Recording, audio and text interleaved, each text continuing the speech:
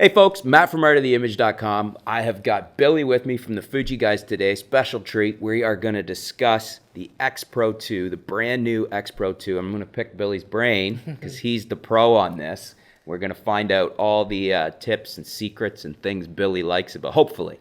Well, not all the secrets, right? Not all. You got to keep some of them. Well, thanks for having me here, Matt. Thanks for having me. We're down at Fuji headquarters in Canada here, by the way. And we each have our X Pro 2. My X Pro 2, and I have a 35 f2 on that. One of You my got favorite lenses. 35. I've got the 23 f1.4. I think it's 1.4. Yeah, 1.4. 1.4, yeah. There's so many lenses floating around here. No, I know. I mean, after after 3 years ago, 3.5 years ago, I mean, we had 3 lenses to talk about. Right now, we're over 21 different lenses, so it's pretty incredible. I think that's a huge strength of this system is the Fuji, to my mind, makes some of the best lenses, some of the best value, beautifully made stuff. It's every time I see one, I'm like, this is nice.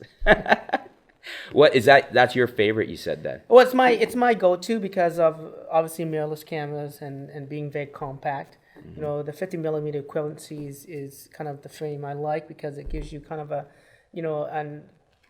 an everyday camera. I can do some portraits, with my kids, and it's somewhat wide enough to get kind of a wider landscape position, a little bit tight, but still it's one of the better looking lenses too. I mean, at the end of the day, whether you're buying a camera for quality, there's one thing I can say about Fuji cameras is that they look good. And yeah, for sure. Good looking cameras, you want to use them, right? So, yeah, they certainly nailed that rangefinder-esque, if you want to call it that. I always hesitate to say that because I think it's overdone. Yeah, yes. But what else do you say, right? What else do you say with that? Now, that's your favorite. I'm almost surprised you wouldn't say something like this 23 f1.4, maybe just because I like the speed of it. But is that too wide for you then? Yeah, it's a little bit wider in my situations when I'm shooting. It has its good points, I guess. It's quite a larger lens too. Yeah, personally for me, this almost looks small. It's a little bit heavy. Yeah. And aside from that, when I want to do sort of a 35, then I have my X100T with me as well, right? That's true. So it's you're kind covered. of an easier system to do it that way, and I kind of like working like that. Okay, so that's on your X Pro 2 most of the time. That's on my X Pro 2 most of the time.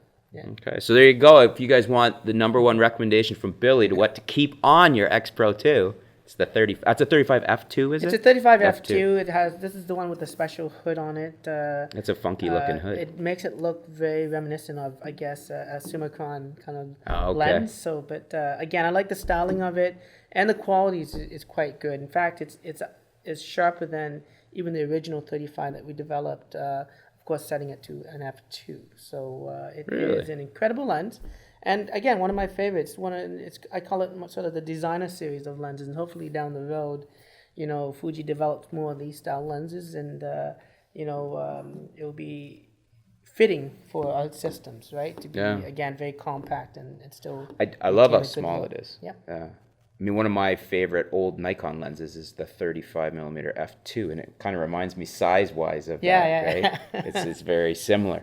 So, okay, so we should get at, since we want to mostly talk right now about the X Pro 2s. Yes. So the X Pro 2, everybody knows this replaced the X Pro 1, or is the successor. Yes. In a nutshell, pretend nobody knows what the new features are. Give me a quick rundown of the X Pro 2 features. Well, the X Pro 2 basically is everything everyone wanted from the X Pro 1. We looked at basically all the suggestions from photographers that have been using the X Pro 1, and not to say the X Pro 1 is dated, because still it takes incredible pictures. One of our very first mirrorless interchangeable camera system that we offer. The design hasn't changed too much, and the idea behind the X Pro 2 was why change a good thing. We went through several iterations of the design of the X Pro 2 from a more compact, more slimmer style. And most of the feedbacks that we got back from, not just our ex-photographer group, but also other photographers that have been using the X Pro 1. And really, they constantly said, don't make this camera any smaller. We like the grip, the style. So overall, the styling of the camera is the same, but internally, everything's different. New shutter system, right? New focal plane shutter that offers faster sync speeds up to 1/250th of a second, faster shutter speeds up to 1/8,000th of a second. We looked at the processor. It needs to be a lot more powerful, and so it's really 4 times faster than our current processors on our systems, allowing us for future expansions when we need to do so. There's a lot of potential still in the X Pro 2 that hasn't been harnessed yet. So in terms of like how Fuji's constantly doing updates for the That's firmware, correct. the plan. Yeah. Whether it's the controls or the autofocus system, that processor is going to be very helpful for us in allowing us to do things like reducing blackout times during high speed shooting, making and closing the gap between this and what a DSLR system can do, especially for shooting action sports, right? It's kind of like you over-engineered that, anticipating advancements you're going to offer in firmware down the road. That's right, absolutely. And of course, aside from that, a new processor, a new sensor, sorry. Of course, the 16 megapixel sensor was really good, but a lot of people demanded sort of a little bit higher resolution.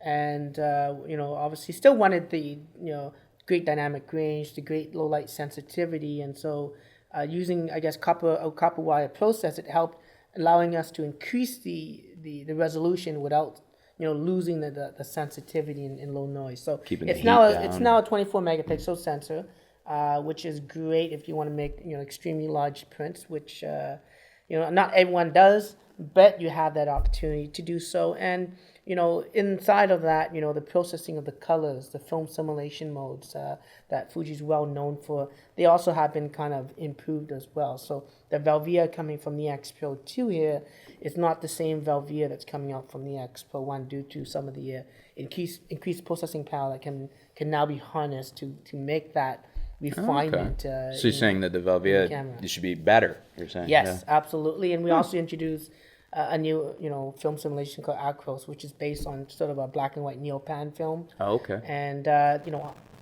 more details in the highlights, more details in the shadow. And it just really makes, black and white portraits stand out a lot more. So, hardware-wise, everything's different internally, right? We added things that people wanted, dual slot cards, ability to kind of back up your images or write JPEGs to one and RAW to the other. We improved some of the menu system usability. People wanted to access to some of the functions really quick. When we introduced the Q menu, which is basically our quick access menu, but it wasn't enough. And people still wanted certain settings to be right there. So we created a new My Menu option that allows you to choose some of your most favorited settings that you access, whether it's, changing things like film simulation modes or maybe turning on the exposure preview when you're shooting this camera in the studios and you want to have a quick access to kind of turn off the exposure preview. You can do that through My Menus. Design-wise, although the camera looks very similar, there has been some, techniques in order to incorporate things like, diopter adjustment on it. Because the original X Pro 1 basically had add-on corrective lenses that you would have to screw on. Sometimes very difficult to pick up, and people wanted the all the incorporated it's right all in. incorporated. Yeah. And of course, in order to do so, this thing sticks out a little bit further. But the design team in Japan was pretty cautious about making anything bigger than what the camera already is. And so when you look at the profiles of even this viewfinder, you can see every edge that needs to be cut in is done so that when you look at it, it's perceived to be smaller, right, in every way. Yeah. Even though the camera technically is not that small. I mean, looking at the edges around the camera, you can see they cut the angles inward so that when you're looking on top, as you can see right there, it looks smaller, but in fact, it's not, right? So that's some of the design cues that, the Japan team kind of put into this camera to keep the size, but still visually make it appealing and make it small. It's overall. definitely aesthetically appealing because of that as well, right? Yes. Yeah. Now the great thing, of course, is it still uses the same MP, S126 Same battery, yeah. W126 battery, Which is nice. People appreciate that, I think. Yeah, and we understand because a lot of consumers and professional photographers, who bought our system want to have a secondary body, and we understand that. And having to deal with two different battery systems can be obviously, quite difficult. So we try our best to kind of give you a balance of enough shots per charge based on the horsepower that this camera can provide. But it's one of the things I always recommend with any mirrorless cameras, because at the end of the day they use a lot of power, right? Whether it's using the LCD or the EVF versus an SLR is just to get an extra battery. But again, just keeping that same battery system means that when you're using two different camera systems within Fuji, you have the batteries already there at your disposal, which is great. Some other design cues, the nice ISO dial, that's reminiscent of some of the old film day cameras where you kind of lift and kind of rotate to give you quick access to, the sensitivity. Yeah, I like that. I like that, the way that ring works. It's better than some of the other manufacturers' implementations of locks. This is much easier to use, even if you were one-handed. Yeah, it's a fun little. It's also a fun little piece to have as well. Just again, it's not just about functionality, but also about designs. About loving your camera. Yeah. There's so much things about this camera to talk about. I mean, it's so hard to kind of go through them all. Let me ask you a big one. Yeah. That stood out for me the most when I first picked up the X Pro 2. One of the things I know was probably my biggest question, and the thing I noticed the most was when I picked it up. To me, it was night and day speed-wise for autofocus over the X Pro 1. Well, the algorithms have been improved, but really it's mainly due to the sensor and the processor combination. So the readout from the sensor is a lot faster. It's 2 times faster than the original sensor itself. So now that we can read that data and clear that data from the image sensor itself, that's helping. Okay, it's reducing things like blackout time. When you're doing shot to shot, and then the processing, which is of course 4 times faster, it's helping with all the processing power needed in order to reduce things like shutter lag, shot to shot time. And so realistically, when you pick this camera up, it just feels a lot faster. It feels right? way Absolutely. faster. Not that the X Pro 1 was particularly bad, but you really notice it. Like, do you think, I don't know if Fuji's come out with a stat or if maybe just personally, what would you say if I put you on the spot and say how much faster do you think the autofocus is on the X Pro 2 than the X Pro 1? The perception is it's a lot faster, but truthfully, I mean, with phase detection built on both on existing system and the new X Pro 2 sensor processor, it's a very minor difference, right? Because phase detection is phase detection.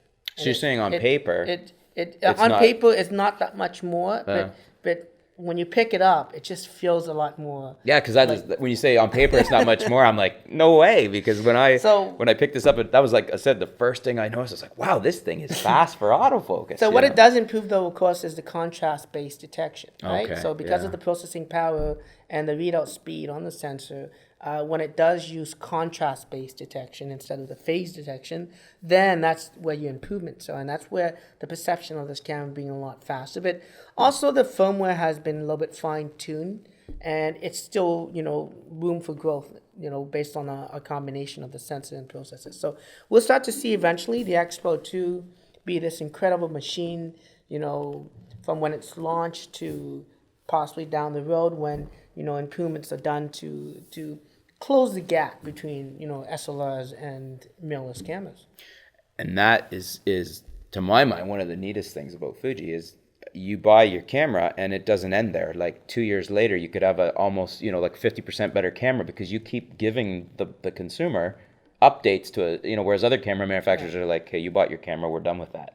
Well, I mean, Fuji, if you look at these cameras, the design of it is timeless, right? And the idea is you try to keep your camera as long as possible. Now, Fuji obviously has to balance between, how long you keep a camera to when you buy a new camera, because at the end of the day, when someone buys a Fuji camera, it really helps keep Fuji you gotta make sales in business because it gives us the ability to do things we want to do, which is to grow this, and close the gap between this and an SLR. I mean, we've done that with the Viewfinder, offering an extremely fast refresh rate. Because we look back in 5 years ago and you look at EVFs and they were very laggy. And most of the other photographers out there, when they picked it up, said, no way, my optical viewfinder on my SLR is the only way to go.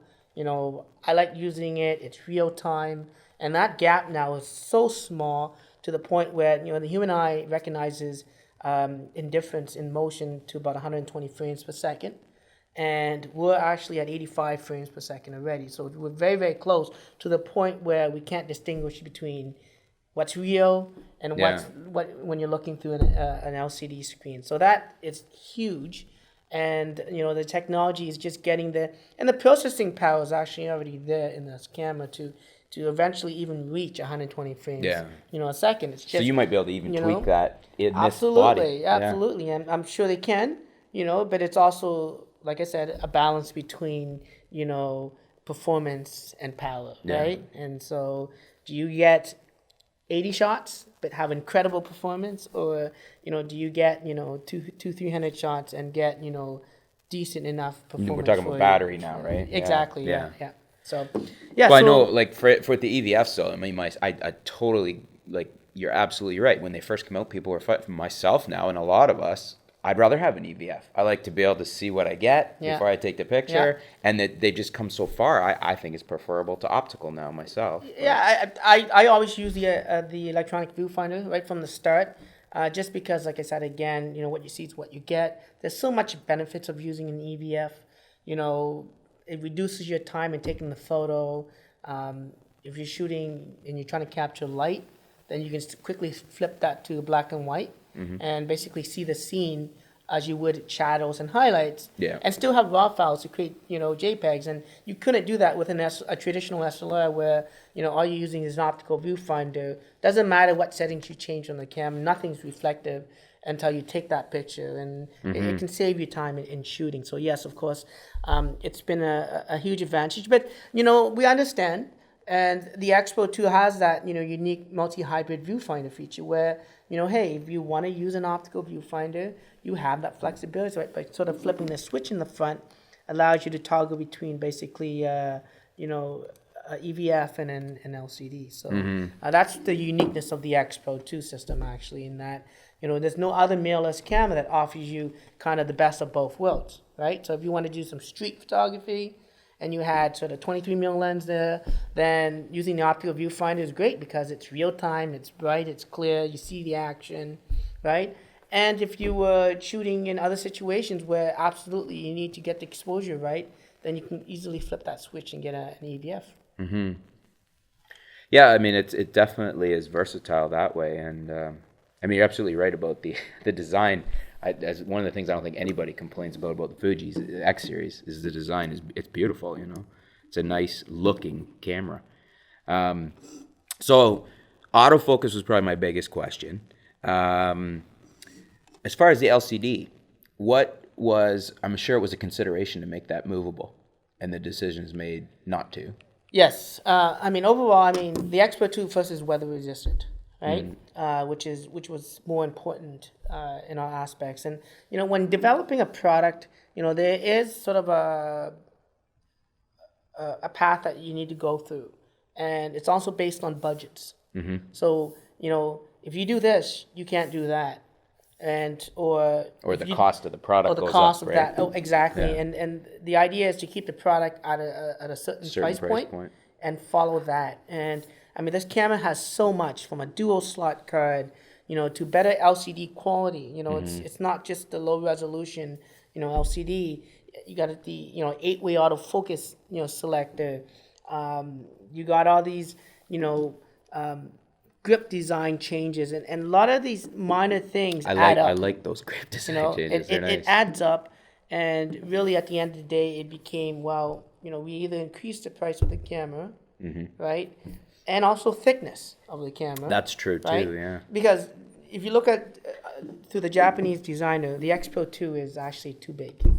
In fact, most of the designers there would prefer a much smaller X Pro 2. But realistically, as photographers, realistically, as your top of the line pro camera, I think it's a great size. It's a great size, yeah. And what is too small? Too small means too small buttons, too small controls, to the point where ergonomically it doesn't work anymore, right? And you get people saying that. I get feedback online about that all the time. Is don't make it too small. Like some cameras are actually getting too small, where they feel like they can't manipulate it properly, right? And then, of course, the great thing with Fuji cameras is that, although buttons and things do get smaller because of the room and space that are available, there's a lot of external controls, right, that allows you to avoid some of those menu options. And it makes it much more enjoyable as a photographer to really take photos with our cameras. And I think that's one thing that can't be put on specs, really, is that when you pick up a Fuji camera, it really makes you want to be a better photographer. And it kind of brings the joy back in photography. Yeah. And it's not like a tour where, you're going to work 9 to 5 and you got to use this thing and you're not really enjoying it. It gets the job done. You're comfortable with it. But, when you go home, you don't want to use that tool. This is something completely different where, when you do go home, you do want to pick it up because overall it has that appeal that makes you really want to get back into photography, right?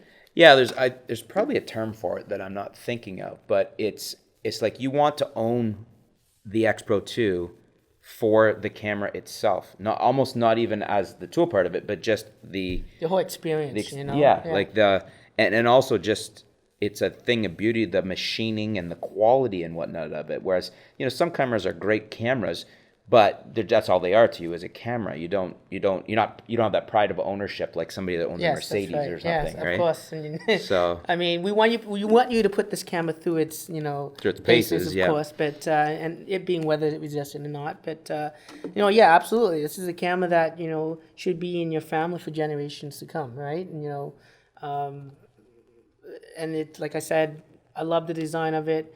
We talked about it being rangefinder like, and yes, it's not a rangefinder camera, but one of the things of this style is that the viewfinder or the EVF is on one side so that when you are interacting with someone, you visually have them seeing your face. yeah. Where on a DSLR, when you're shooting, It's kind of let's say masking it's you. this big giant camera, you don't have the interaction with your customers, so you lose some of that expression. Keeping your engagement with your subject. And that's what these cameras are really doing. And the rangefinder cameras, the benefits of having that, on one side of the camera versus a DSLR style, which generally the viewfinder is sort of centered in the middle.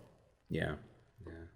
Well, overall, I love what Fuji's done with the X Pro 2. I don't think I have any nitpicks about the X Pro 2. I mean, just from the moment I shot with it, it just kind of fell in love with it. And as a reviewer, that almost sounds bad. I guess I'm supposed to have something I don't like about it to say, but honestly, there hasn't been something I've found. Other than maybe, I guess, my one thing I might say, but I don't think it's a huge focus of Fuji. Maybe you can speak to that, but I do a lot of video, and I use these for my photography aspects of things. I don't know. Does Fuji have plans to get into 4K and get into more enhanced video, or are you going to? Well, the X Pro 2 is capable of 4K. Is it? The processing power, the sensor is there. The issues, of course, is heat. Oh, okay. And the required heat dissipation on it is not built into this camera. So, I mean, you can put 4K in. So it wouldn't be something it's going to you'd record see in for 30 firmware. seconds or something in that, and okay. the camera's going to be super hot and you can't use it. So, Like I mean, what? Like the Nikon D5 Pro? well, you have some of the other cameras that are shooting 4K. And For 3 minutes or something. And they have a limitation because of heat, and there's cameras like Panasonic that offer 4K with very long video. But if you look at it, that system, right? It's a Micro Four Thirds camera. Yeah. So the camera could technically be smaller. And what happens is inside that camera, it's built basically a way to dissipate the heat. Yeah, there's more thermal, whatever you call it. So the size of that camera technically could be smaller, but it's not because they had to build that in. And so, with these cameras, if you start building sort of a plate that can dissipate that heat, and cool that sensor and the processor down, then you got a bigger camera. And at the end of the day, I don't think people are picking up the X Pro 2, to do videos, right? It's not to say that though the video has improved, the quality of it is very close actually to some of the other cameras. Not all the controls are there, like the I guess the monitoring of the audio, stuff like that, but that professionals need. The Kodak needs to be improved a little bit further. Eventually, I'm assuming Fuji will get there, but the X Pro 2 obviously was designed photography in mind. But it's not to say it casually that you can't do videos. In fact, all the FujiGuys videos are now filmed using an X Pro 2.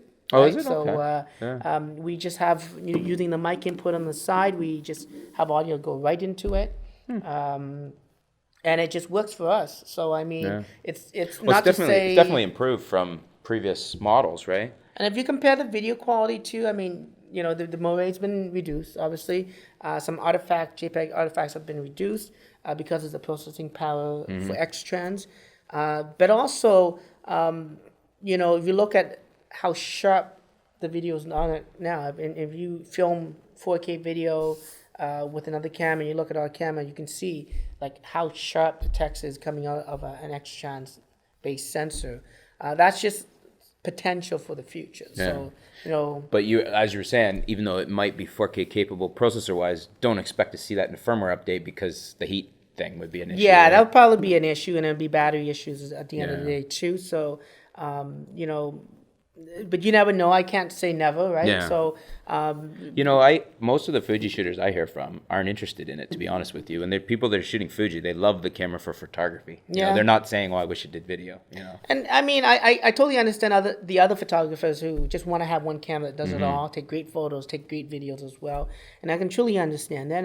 And this camera probably is not the camera that's going to do that, but if you are looking at taking great photos, then definitely the X Pro 2 For sure, is yeah. the camera to be at. Yeah. For all what it has to offer. So. Well, we could probably go on and on about about the X Pro too, but I think we got some good information, some good tips from you. So we'll wrap up this segment about the X Pro 2. I'm going to talk to Billy some more about some lenses. We've got the 100 to 400 here, the X70, but we'll cut the X Pro 2 segment here. We'll stop it here. I'll thank Billy for all his information and input and the Thanks chat. for having me. And we'll be back soon with another talk with Billy. Thanks, guys.